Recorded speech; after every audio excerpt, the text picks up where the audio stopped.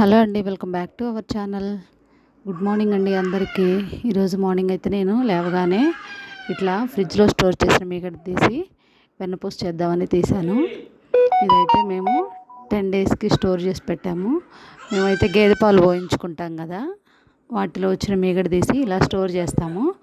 చక్కగా ఇంట్లోనే ప్రిపేర్ చేసుకుంటాము. నెయ్యి బయట ప్యాకెట్స్లో తెచ్చే నెయ్యి అస్సలు బాగోదండి, మంచి స్మెల్లే రాదు. ఇట్లా ఇంట్లో ప్రిపేర్ చేసుకుంటే చాలా హెల్త్కి మంచిది. అండ్ చిన్నపిల్లలు కూడా చాలా ఇష్టంగా తింటారు, మంచి ఫ్లేవర్ వస్తుంది. చూడండి ఎంత బాగా వచ్చిందో వెన్న. నేను ఇట్లా మంచి కూలింగ్ వాటర్ పోసుకొని ఒక్కసారి మిక్సీ